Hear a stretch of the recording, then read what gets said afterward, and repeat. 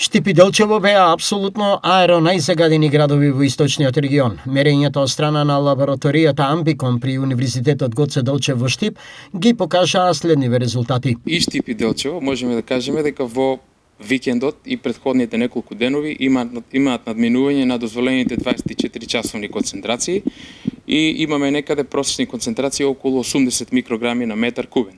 Овој период е специфичен по тоа што се јавува и температурната инверзија, која што уште толку помага за зголемување на загадувањето, заради тоа што топлиот воздух се задржува повисоко, додека долу имаме ладен воздух и заради тоа се случува уште поголемо загадување, односно се намалува и струењето на воздухот, така да сето тоа допринесува да имаме повисоки концентрации. За појаснување, нормална граница и она што се подразбира чист воздух значи? Тоа значи дека имаме надминување за тој ден. Меѓутоа не треба пак да збориме за Штип дека станува збор за загаден град, затоа што годишната концентрација за Штип изнесува 20 микрограми на метар кубен, значи тоа е годишна концентрација просечна во текот на целата година.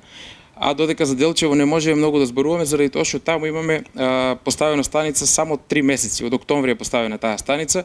Таму просечната концентрација и до сега изнесува 32 микрограми на метар кубен. Меѓутоа во текот на овие денови имаме загадување, имаме високи вредности и таму и во Штип. Висок процент на PM честици во комбинација со густа магла и висок процент на влага е сериозна закана за здравјето на сите. Но на бришан простор се следниве категории на граѓани. На вакво магловито време се најподложни малите деца, што нема доволно имунитет створено, а хроничните заболувања што имат со респираторни хронични заболувања и срцевите заболувања. Маглата е влага која што во себе упива бактерии и вируси, при вдишувањето често пати е причина за горни респираторни болести, а исто кај и хроничните болести како што астма, хоп и така натаму доаѓа до влошување на состојбата. Исто така треба да внимаваат и срцевите болесници кои што не треба во вакви услови да се оптеретуваат со физички активности, затоа што најчесто се случуваат тие акциденти нивни. Метеоролозите најавуваат дека магловитото време ќе го имаме уште 2 дена. Денеска и во текот на утрешниот ден се уште ќе се наоѓаме под влијание на ова стабилна воздушна маса која што ни носи стабилно време, меѓутоа по котлините, а денеска и на некои од повисоките места, значи имаме и појава на магла и ниска облачност.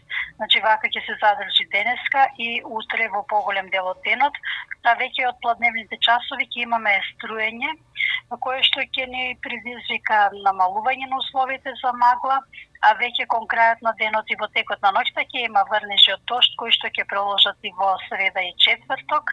Значи овие денови среда и четврток нема да имаме појава на магла, меѓутоа ќе имаме врнежи од дожд, снег само на планините и на некои од повисоките места во четврток.